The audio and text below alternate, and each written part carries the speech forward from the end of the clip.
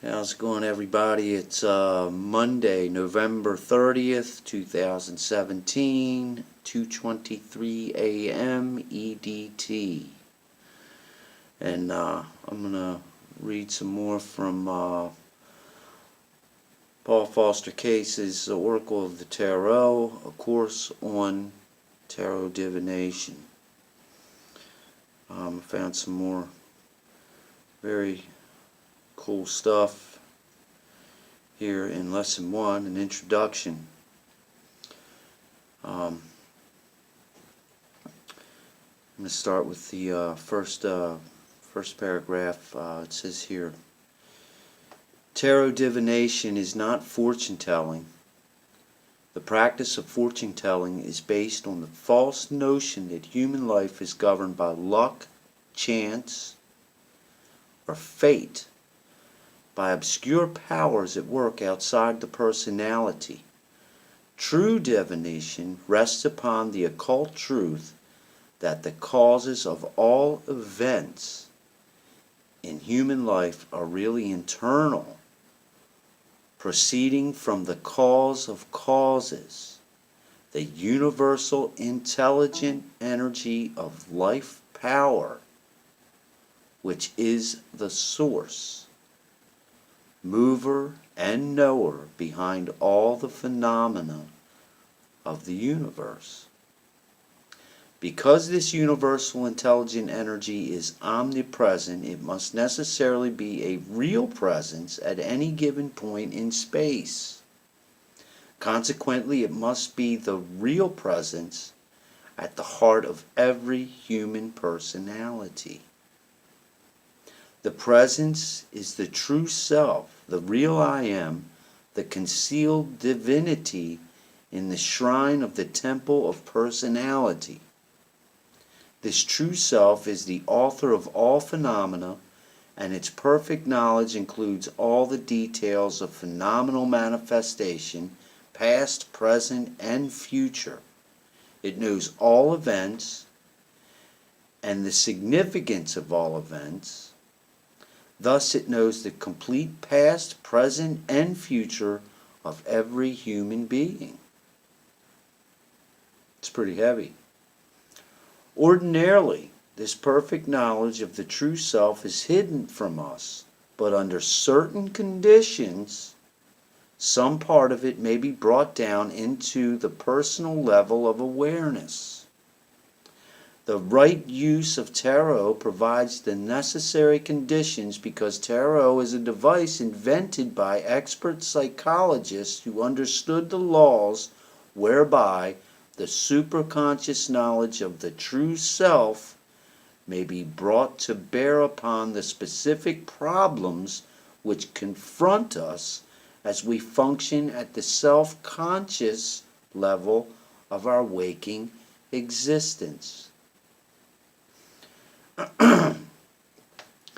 The tarot keys are composed of pictorial and geometrical symbols. These symbols are the natural language of the subconscious mind, a language older than any human tongue, a language from which all modes of human speech have been derived. Fundamentally, we think in pictures, not in words, and this pictorial language, common to the whole human race, is the means whereby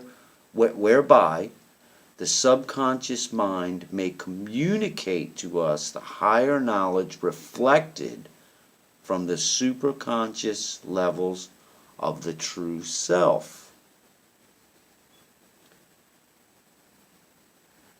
I'm going to move on down here to page 2, still in the introduction. And he goes on to say, the practice of divination offers you a real opportunity to serve and will aid you to unfold intuitive powers of a high order.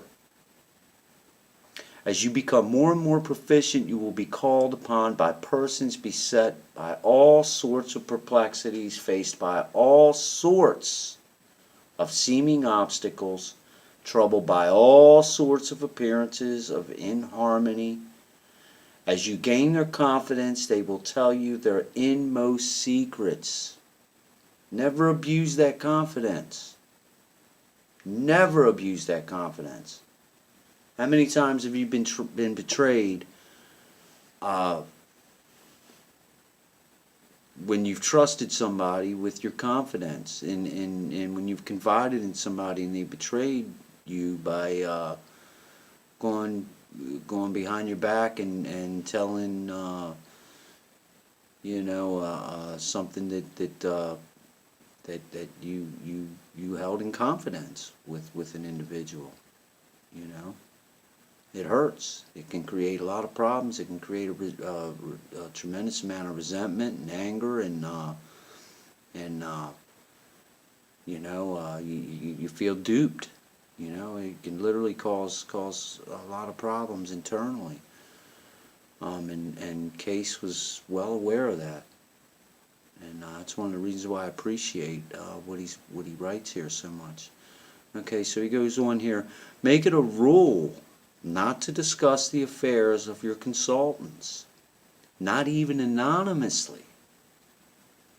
There is altogether too much comparison of horoscopes, altogether too much discussion of the affairs of clients in certain circles of persons interested in astrology, palmistry, numerology, and other divinatory arts. Furthermore, avoid personal judgment of the lives of your consultants, even when their views and conduct differ radically from your opinions and standards. Remember that every condemnatory judgment is evidence that he who makes it is himself more or less in the dark. So you're basically telling on yourself. To divine well, you must be in sympathetic rapport with your consultants, and there can be no sympathy where there is condemnation. This is why I appreciate what Case wrote in the Oracle of the Tarot. He treats the divination arts and occultism and with a tremendous amount of respect and integrity. And I see a lot of people playing games with this stuff these days. It's all a big joke. In pop culture. And you see it all over Facebook and YouTube. It's all a big game. And the last video that I did with the readings, with the reading from Case, he discussed the inevitable consequences of mishandling the divination arts. You can open the door to some dark stuff. So you have to approach this stuff with some kind of with a high degree of integrity, and stay in the light. Stay in the light. So anyway, I'm totally enjoying the readings here, and man, it's a lot of work, a lot more work than I thought it would be to get anywhere near proficient with the tarot. I'm using my first deck. It's my deck. It's the deck that I've gotten to know and love, and it's the Radiant Rider-Waite. It's broken in. It's got a little dirt on it. It's got me all over it.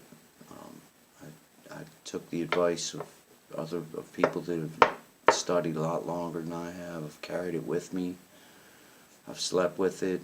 I've meditated on it, and it always comes back to me. I see myself in these cards. Whenever I do a spread, I dive deeper within myself. And that's what it's all about. The life you hold is in your hands.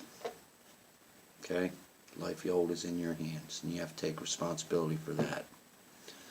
So anyway, thanks for checking it out, and I'll catch you around.